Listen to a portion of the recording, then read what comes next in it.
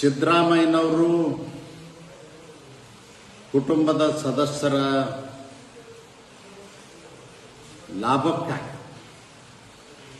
ಅಧಿಕಾರ ದುರುಪಯೋಗ ಮಾಡಿಕೊಂಡಂತ ಒಬ್ಬ ಮುಖ್ಯಮಂತ್ರಿಯಾಗಿ ಕಳಂಕಿತರಾಗಿದ್ದಾರೆ. 3.5 ಲಕ್ಷಕ್ಕೆ ಮೈಸೂರಿನ ಹೊರವಲಯದಲ್ಲಿ ಭೂಮಿಯನ್ನು ಖರೀದಿ ಮಾಡಿ 63 ಕೋಟಿ ರೂಪಾಯಿ ಬೆಲೆ ಬಾಳುವ ಸಾರ್ವಜನಿಕ ಆಸ್ತಿಯನ್ನು ಲಪ್ಟಾಯಿಸಿರುವುದು ಇದು ಸ್ಪಷ್ಟವಾದಂಥ ಅಧಿಕಾರ ದುರುಪಯೋಗ.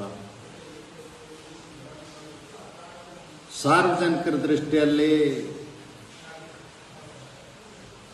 ಇದೊಂದು 3.5 ಲಕ್ಷ ರೂಪಾಯಿ ಜಮೀನನ್ನು ಮೂಡಾಕ್ ಕೊಟ್ಟು ಎಕ್ಸ್ಚೇಂಜ್ ಆಫರ್ ಅಂತೇಳಿ 63 ಕೋಟಿ ರೂಪಾಯಿದ್ದು ಬೆಲೆ ಬಾಳೋದು ತಗೊಂಡದ್ದು ಇದು ಅಧಿಕಾರ ದುರುಪಯೋಗ ಅಷ್ಟೇ ಅಲ್ಲದೇ ಸಾರ್ವಜನಿಕರ ದೃಷ್ಟಿಯೊಳಗ ರಾಜಕಾರಣಿಗಳು ಸ್ವಾರ್ಥಕ್ಕಾಗಿ ಅಧಿಕಾರ ದುರುಪಯೋಗ ಮಾಡ್ಕೊಳ್ತಾರಂತಕ್ಕಂಥ ಕಳಂಕವನ್ನು ಹೊತ್ತಂಥ ದುರಂತದ ನಾಯಕರು ಇವತ್ತು ಸಿದ್ದರಾಮಯ್ಯ.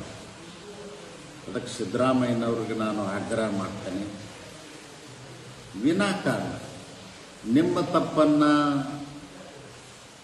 ಮುಚ್ಚಿಕೊಳ್ಳೋ ಸಲುವಾಗಿ ಪ್ರಧಾನಮಂತ್ರಿಗಳ ಮೇಲೆ ಆರೋಪ ಮಾಡಿ, ಬಿಜೆಪಿ JDS ಮೇಲೆ ಆರೋಪ ಮಾಡಿ